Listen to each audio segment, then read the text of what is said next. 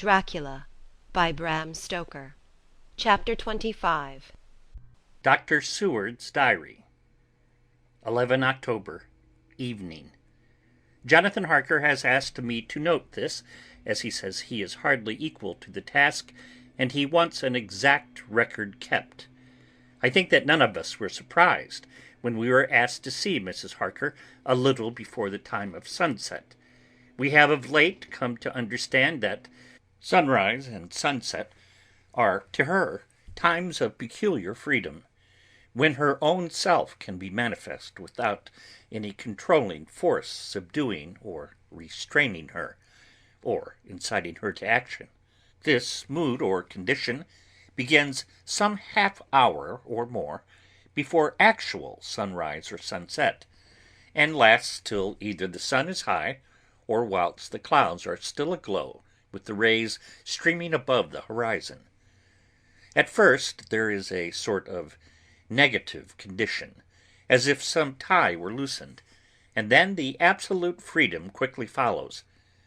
When, however, the freedom ceases, the change back or relapse comes quickly, preceded only by a spell of warning silence. Tonight, when we met, she was somewhat constrained, and bore all the signs of an internal struggle. I put it down myself to her making a violent effort at the earliest instant she could do so. A very few minutes, however, gave her complete control of herself. Then, motioning her husband to sit beside her on the sofa where she was half reclining, she made the rest of us bring chairs up close. Taking her husband's hand in hers, she began. "We are all here together in freedom for perhaps the last time. I know that you will always be with me to the end." This was to her husband, whose hand had, as we could see, tightened upon her. "In the morning we go out upon our task, and God only knows what may be in store for any of us. You are going to be so good to me to take me with you. I know that all that brave, earnest men can do for a poor, weak woman, whose soul perhaps is lost, no, not yet, but is at any rate at stake, you will do. But you must remember that I am not as you are. There is a poison in my blood, in my soul, which may destroy me, which must destroy me, unless some relief comes to us. Oh, my friends, you know as well as I do that my soul is at stake, and though I know there is one way out for me, you must not, and I must not take it." She looked appealingly to us all in turn, beginning and ending with her husband. "What is that way?" asked Van Helsing in a hoarse voice. "What is that way which we must not, may not take?" "That I may die now, either by my own hand or that of another, before the greater evil is entirely wrought. I know, and you know, that were I once dead, you could and would set free my immortal spirit, even as you did my poor Lucy's. Were death, or the fear of death, the only thing that stood in the way, I would not shrink to die here now, amidst the friends who love me. But death is not all. I cannot believe that to die in such a case, when there is hope before us, and a bitter task to be done, is God's will. Therefore, I, on my part, give up here the certainty of eternal rest, and go out into the dark where may be the blackest things that the world or the nether world holds." We were all silent, for we knew instinctively that this was only a prelude. The faces of the others were set, and Harker's grew ashen gray. Perhaps he guessed better than any of us what was coming. She continued, "This is what I can give into the hotch-pot." I could not but note the quaint legal phrase which she used in such a place with all seriousness. What will each of you give?" she went on quickly. "That is easy for brave men. Your lives are God's, and you can give them back to him. But what will you give to me?" She looked again questioningly, but this time avoided her husband's face. Quincey seemed to understand. He nodded, and her face lit up. "Then I shall tell you plainly what I want, for there must be no doubtful matter in this connection between us now. You must promise me, one and all, even you, my beloved husband, that should the time come, you will kill me. What is that time?" The voice was Quincey's, but it was low and strained. "When you shall be convinced that I am so changed that it is better that I die that I may live. When I am thus dead in the flesh, then you will, without a moment's delay, drive a stake through me and cut off my head, or do whatever else may be wanting to give me rest." Quincey was the first to rise after the pause.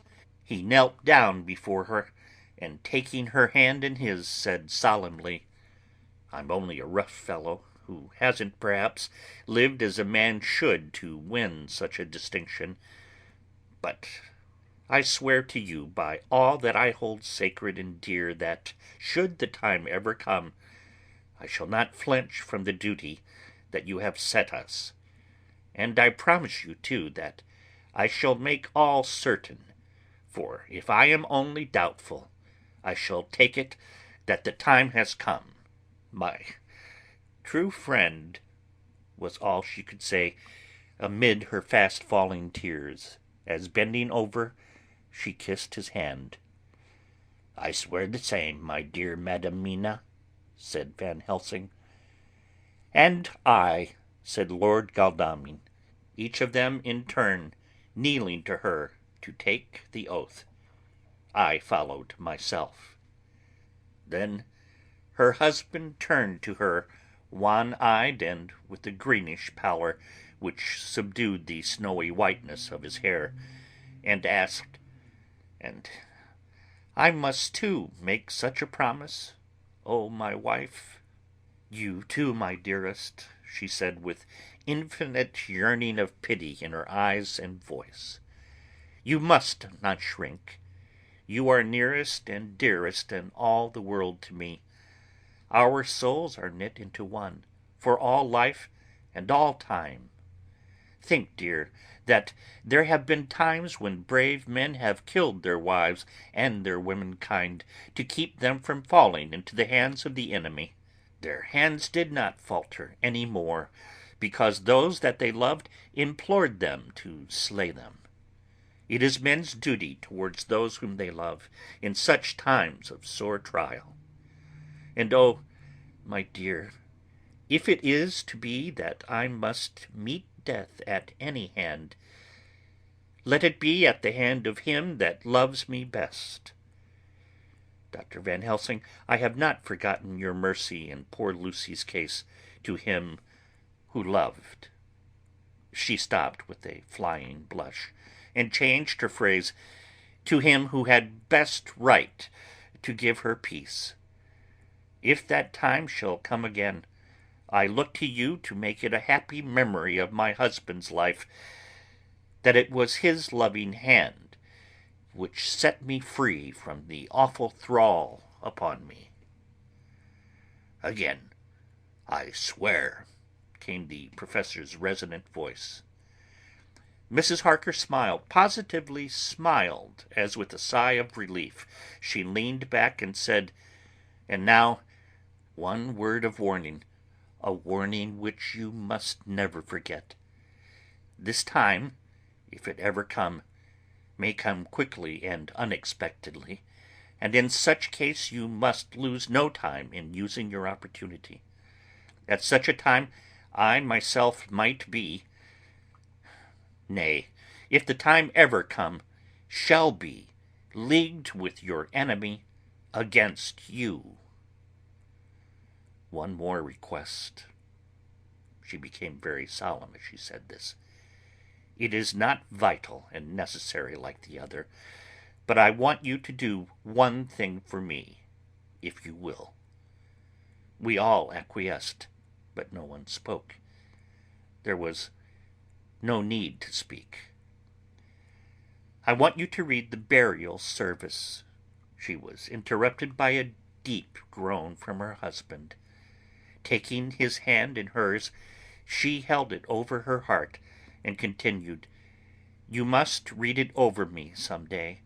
Whatever may be the issue of all this fearful state of things, it will be a sweet thought to all or some of us.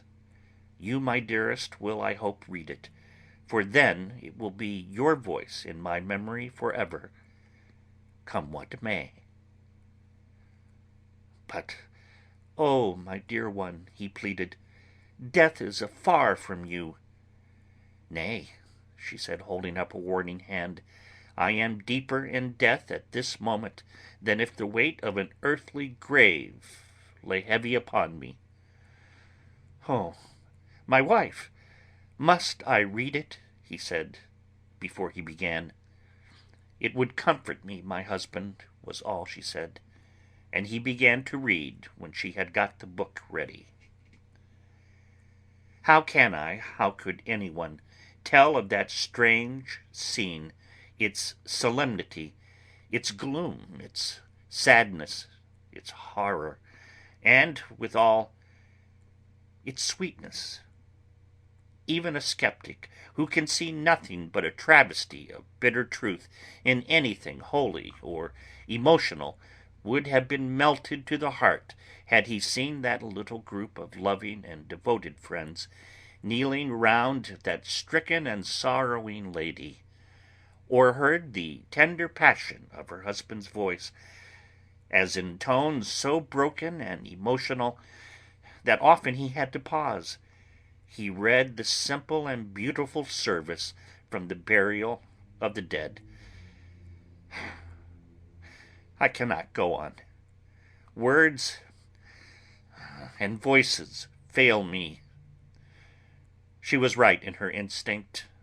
Strange as it was, bizarre as it may hereafterward seem, even to us who had felt its potent influence at the time, it comforted us much, and the silence which showed Mrs. Harker's coming relapse from her freedom of soul did not seem so full of despair to any of us as we had dreaded. Jonathan Harker's Journal. 15 October, Varna. We left Charing Cross on the morning of the 12th, got to Paris the same night, and took the places secured for us in the Orient Express. We travelled night and day, arriving here at about 5 o'clock.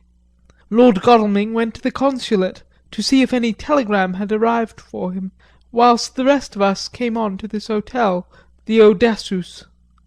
The journey may have had incidents. I was, however, too eager to get on to care for them. Until the Tsarina Catherine comes into port, there will be no interest for me in anything in the wide world. Thank God, Mina is well, and looks to be getting stronger. Her colour is coming back. She sleeps a great deal. Throughout the journey she slept nearly all the time. Before sunrise and sunset, however, she is very wakeful and alert, and it has become a habit for Van Helsing to hypnotise her at such times. At first some effort was needed, and he had to make many passes, but now she seems to yield at once, as if by habit, and scarcely any action is needed. He seems to have power, at these particular moments, to simply will, and her thoughts obey him. He always asks her what she can see and hear.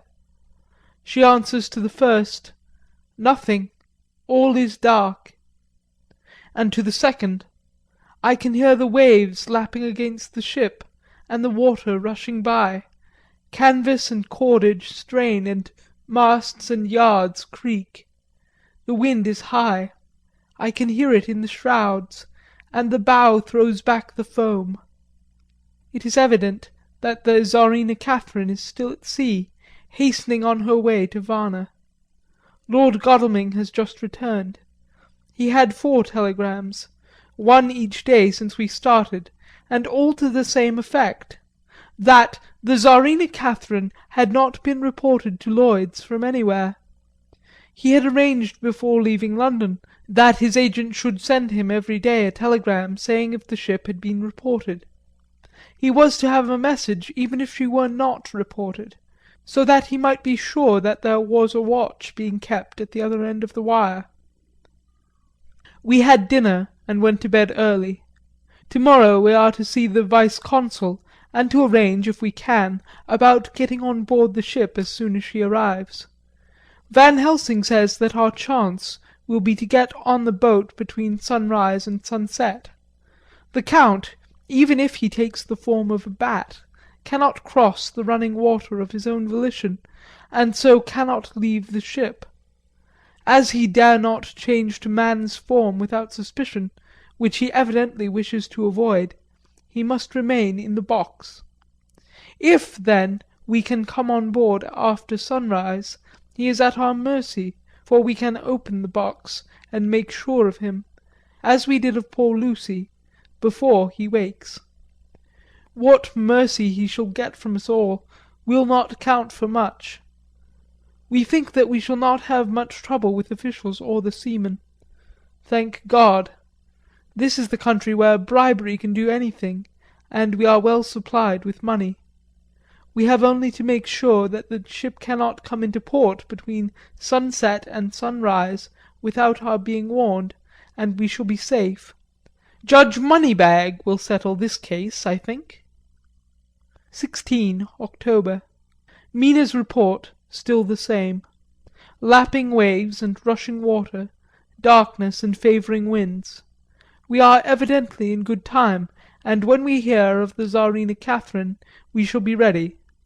As she must pass the Dardanelles, we are sure to have some report. 17 October. Everything is pretty well fixed now, I think, to welcome the Count on his return from his tour. Godalming told the shippers that he fancied that the box sent aboard might contain something stolen from a friend of his, and got a half consent that he might open it at his own risk. The owner gave him a paper telling the captain to give him every facility in doing whatever he chose on board the ship, and also a similar authorization to his agent at Varna. We have seen the agent, who was much impressed with Godalming's kindly manner to him, and we are all satisfied that whatever he can do to aid our wishes will be done. We have already arranged what to do in case we get the box open. If the Count is there, Van Helsing and Seward will cut off his head at once, and drive a stake through his heart. Morris and Godalming and I shall prevent interference, even if we have to use the arms which we shall have ready. The Professor says that if we can so treat the Count's body, it will soon after fall into dust. In such case there would be no evidence against us, in case any suspicion of murder were aroused. But even if it were not, we should stand or fall by our act, and perhaps some day this very script may be evidence to come between some of us and a rope. For myself, I should take the chance only too thankfully if it were to come. We mean to leave no stone unturned to carry out our intent. We have arranged with certain officials that the instant the Tsarina Catherine is seen, we are to be informed by a special messenger. 24 October. A whole week of waiting. Daily telegrams to Godalming, but only the same story. Not yet reported. Mina's morning and evening hypnotic answer is unvaried. Lapping waves, rushing water, and creaking masts. Telegram, October 24th, Rufus Smith, Lloyd's, London, to Lord Godalming, care of H.B. Ames, Vice-Consul, Varna. Tsarina Catherine reported this morning from Dardanelles. Dr. Seward's Diary, 25 October. How I miss my phonograph. To write a diary with a pen is irksome to me, but Van Helsing says I must. We were all wild with excitement yesterday when Godalming got his telegram from Lloyd's. I know now how men feel in battle when the call to action is heard. Mrs. Harker alone of our party did not show any signs of emotion.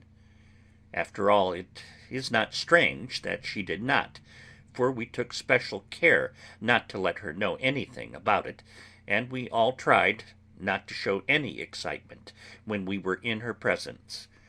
In old days she would, I am sure, have noticed, no matter how we might have tried to conceal it. But in this way she is greatly changed during the past 3 weeks.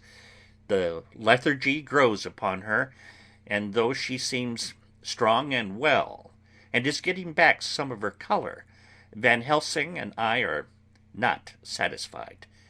We talk of her often. We have not, however, said a word to the others. It would break poor Harker's heart, certainly his nerve, if he knew that we had even a suspicion on the subject. Van Helsing examines, he tells me, her teeth very carefully whilst she is in the hypnotic condition, for he says that so long as they do not begin to sharpen, there is no active danger of a change in her. If this change should come, it would be necessary to take steps. We both know what those steps would have to be, though we do not mention our thoughts to each other. We should neither of us shrink from the task, awful though it be to contemplate. Euthanasia is an excellent and a comforting word. I am grateful to whoever invented it. It is only about 24 hours' sail from the Dardanelles to here, at the rate the Czarina Catherine has come from London.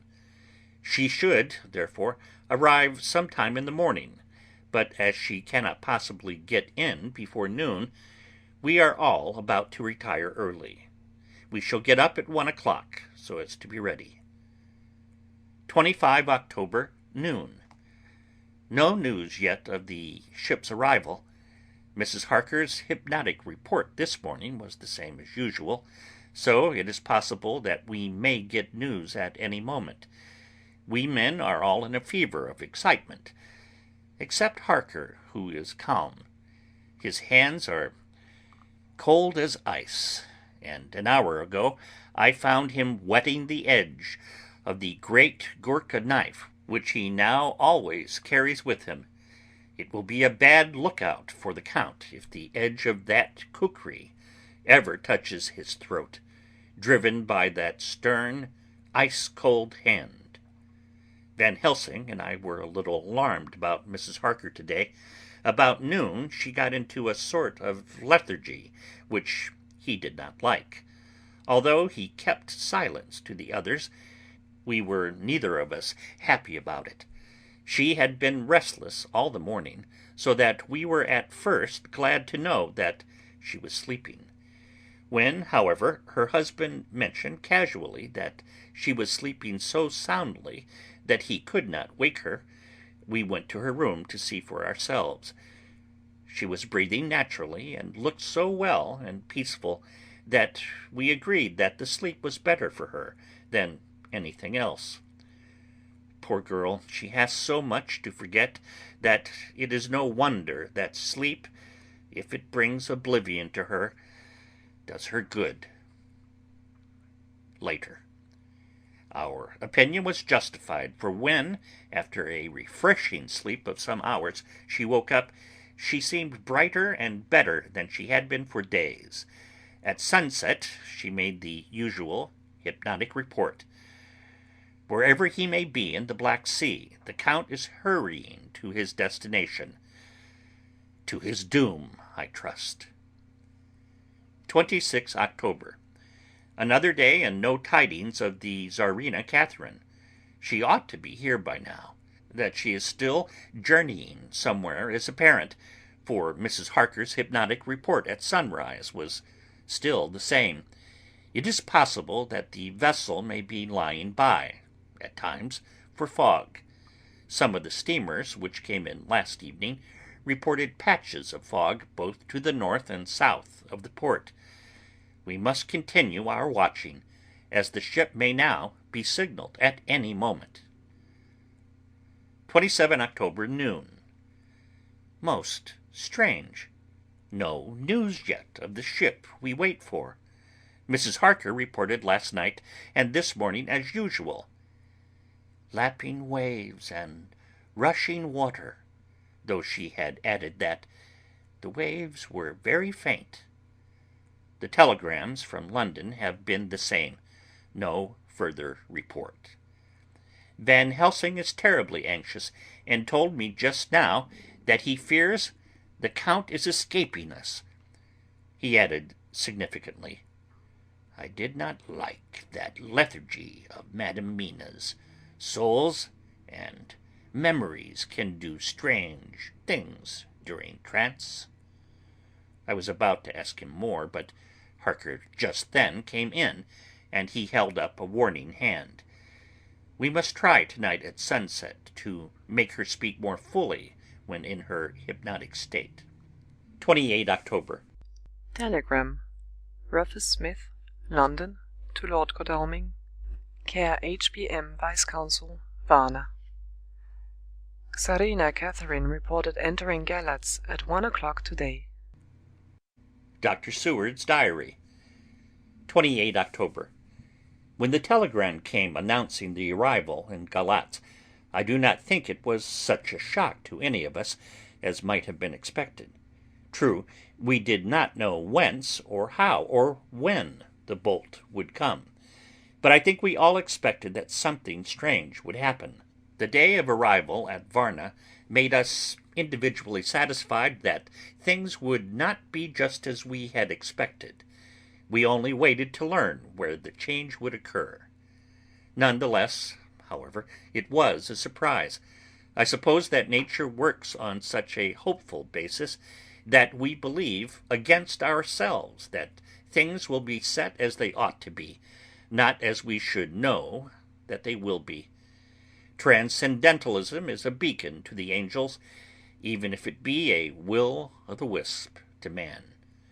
Van Helsing raised his hand over his head for a moment, as though in remonstrance with the Almighty. But he said not a word, and in a few seconds stood up with his face sternly set. Lord Godalming grew very pale, and sat breathing heavily. I was myself half stunned, and looked in wonder at one after another. Quincey Morris tightened his belt with that quick movement which I knew so well. In our old wandering days, it meant action.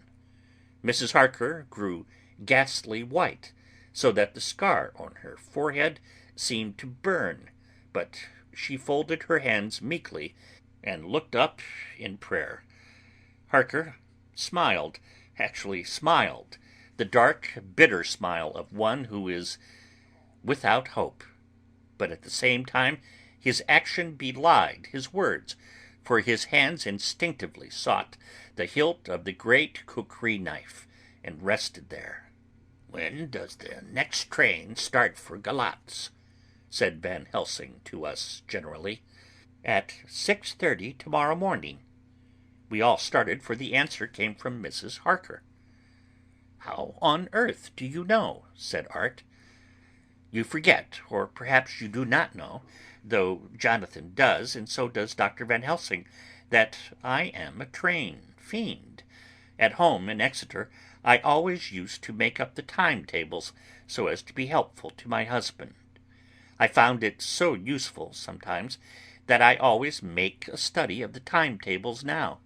I knew that if anything were to take us to Castle Dracula, we should go by Galatz, or at any rate through Bucharest, so I learned the times very carefully. Unhappily, there are not many to learn, as the only train tomorrow leaves as I say. "Wonderful woman," murmured the professor. "Can't we get a special?" asked Lord Godalming. Van Helsing shook his head. "I fear not. This land is very different from yours or mine. Even if we did have a special, it would probably not arrive as soon as our regular train. Moreover, we have something to prepare. We must think. Now, let us organize. You, friend Arthur, go to the train and get the tickets and arrange that all be ready for us to go in the morning. Do you, friend Jonathan, go to the agent of the ship and get from him letters to the agent in Galatz, with authority to make a search of the ship, just as it was here. Quincey Morris, you see the vice-consul, and get his aid with his fellow in Galatz, and all he can do to make our way smooth, so that no times be lost when over the Danube. John will stay with Madam Mina and me, and we shall consult, for so if time be long, you may be delayed, and it will not matter when the sun set, since I am here with Madam to make report." "And I," said Mrs. Harker brightly, and more like her old self than she had been for many a long day, "shall try to be of use in all ways, and I shall think and write for you as I used to. Something is shifting from me in some strange way, and I feel freer than I have been of late." The three younger men looked happier at the moment, as they seemed to realize the significance of her words, but Van Helsing and I, turning to each other, met each a grave and troubled glance. We said nothing at the time, however. When the three men had gone out to their tasks, Van Helsing asked Mrs. Harker to look up the copy of the diaries and find him the part of Harker's journal at the castle. She went away to get it. When the door was shut upon her, he said to me, "We mean the same. Speak out. Here is some change. It is a hope that makes me sick, for it may deceive us." "Quite so. Do you know why I asked her to get the manuscript?" "No," said I, "unless it was an opportunity of seeing me alone." "You are in part right, friend John, but only in part. I want to tell you something, and, oh, my friend, I'm taking a great terrible risk, but I believe it is right. In the moment when Madam Mina said those words that arrest both our understanding, an inspiration came to me. In the trance of 3 days ago, the Count sent her to his spirit to read her mind, or more like he took her to see him in his earth box in the ship with water rushing, just as it go free at rise and set of sun. He learned then that we are here, for she have more to tell in her open life, with eyes to see, ears to hear, than he, shut as he is in his coffin box. Now he make his most effort to escape us. At present he want her not. He is sure with his so great knowledge that she will come at his call, but he cut her off, take her, as he can do, out of his brain power, that so she come not to him. Ah, there I have hope that our man's brains, that have been of man so long, and that have not lost the grace of God, will come higher than his child brain, that lie in his tomb for centuries, that grow not yet to our stature, and that do not work selfish, and therefore small. Here comes Madam Mina. Not a word to her of her trance. She knows it not, and it would overwhelm her and make despair just when we want all her hope, all her courage, when most we want all her great brain that is trained like man's brain. but is of sweet woman, and have a special power which the Count give her, and which he may not take away altogether, though he think so. Hush, let me speak, and you shall learn. Oh, John, my friend, we are in awful straits. I fear, as I never feared before. We can only trust the good God. Silence. Here she comes. I thought that the professor was going to break down and have hysterics, just as he had when Lucy died, but with a great effort he controlled himself, and was at perfect nervous poise when Mrs. Harker tripped into the room, bright and happy looking, and, in the doing of work, seemingly forgetful of her misery. As she came in, she handed a number of sheets of typewriting to Van Helsing. He looked over them gravely, his face brightening up as he read. Then, holding the pages between his finger and thumb, he said, "Friend John, do you, with so much experience already, and you too, dear Madam Mina, that are young, here is a lesson. Do not fear ever to think. A half-thought has been buzzing often in my brain, but I fear to let him lose his wings. Here now, with more knowledge, I go back to where that half-thought come from, and I find that he be no half-thought at all, that be a whole thought, though so young that he is not yet strong to use his little wings. Nay, like the ugly duck of my friend Hans Andersen, he be no duck thought at all, but a big swan thought, that sail nobly on big wings when the time come for him to try them. See, I read here what Jonathan have written.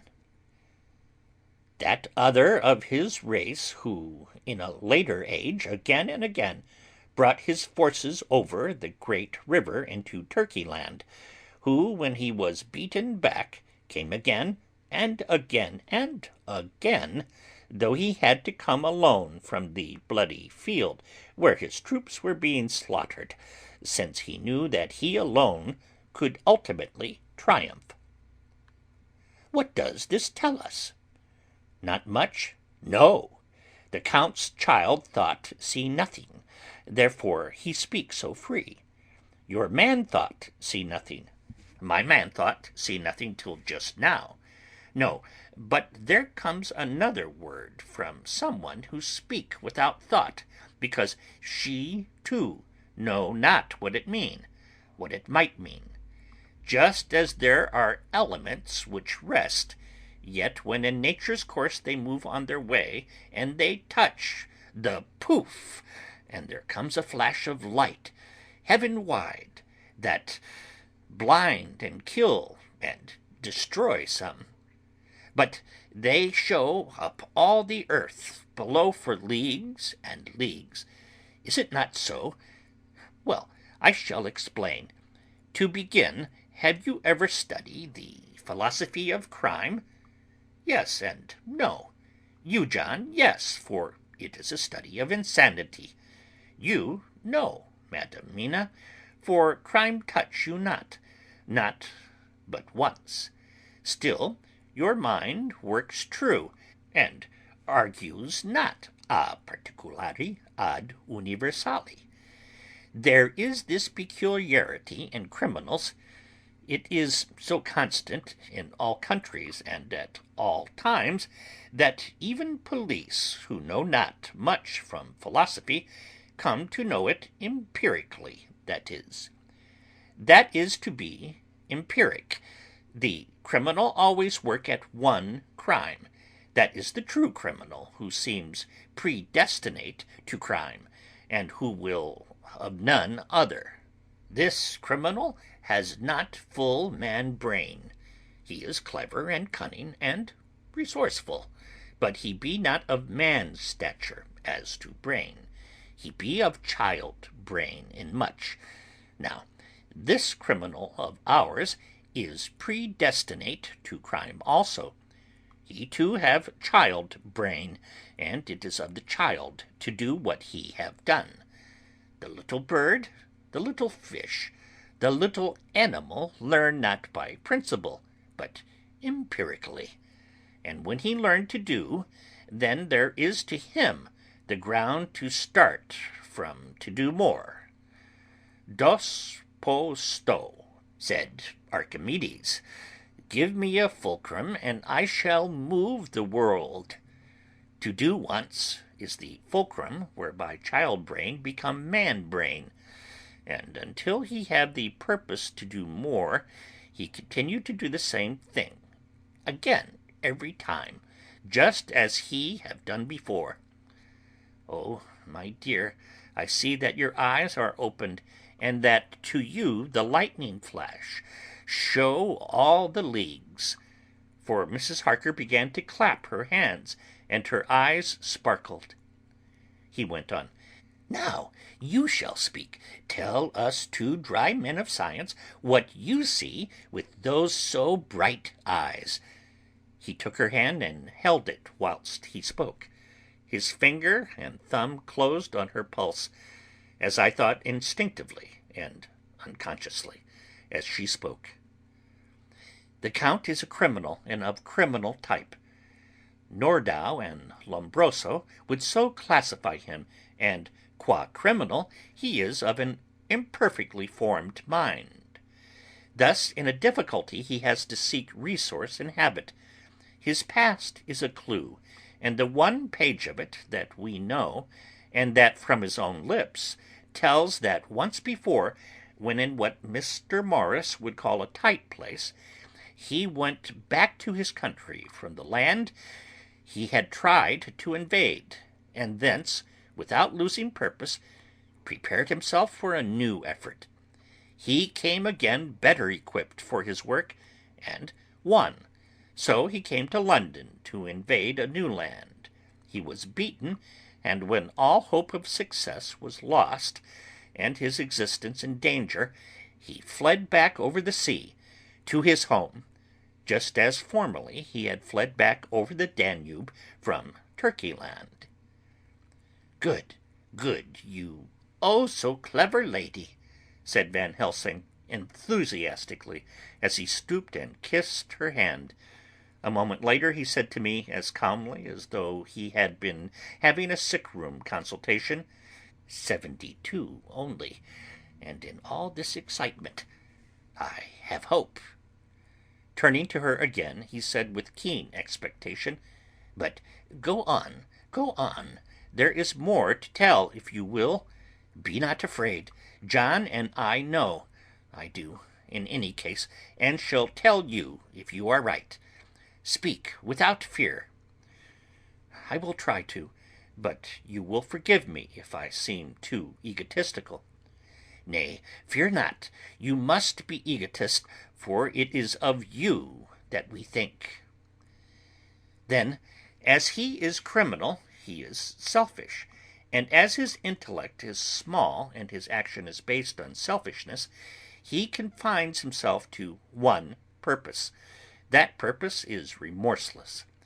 As he fled back over the Danube, leaving his forces to be cut to pieces, so now he is intent on being safe, careless of all. So his own selfishness frees my soul somewhat from the terrible power which he acquired over me on that dreadful night. I felt it. Oh, I felt it. Thank God for his great mercy. My soul is freer than it has been since that awful hour, and all that haunts me is a fear lest in some trance or dream he may have used my knowledge for his ends." The professor stood up. "He has so used your mind, and by it he has left us here in Varna, whilst the ship that carried him rushed through an enveloping fog up to Galatz, where, doubtless, he had made preparation for escaping from us. But his child mind only saw so far, and it may be that, as ever is in God's providence, the very thing that the evil doer most reckoned on for his selfish good turns out to be his chiefest harm.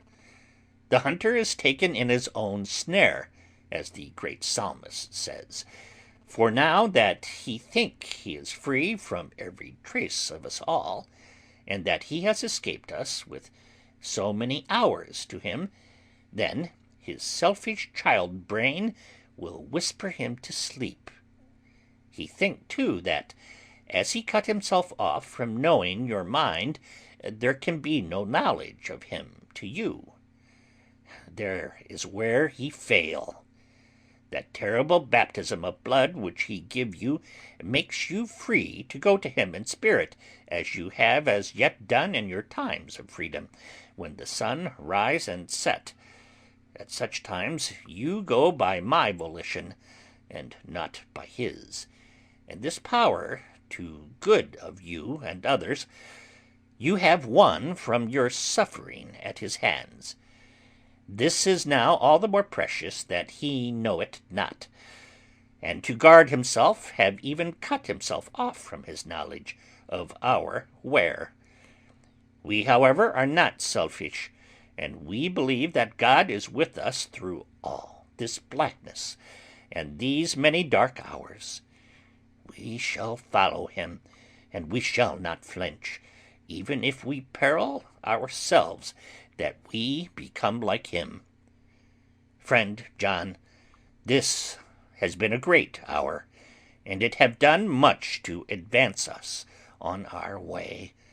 You must be scribe and write him all down, so that when the others return from their work, you can give it to them. Then they shall know as we do.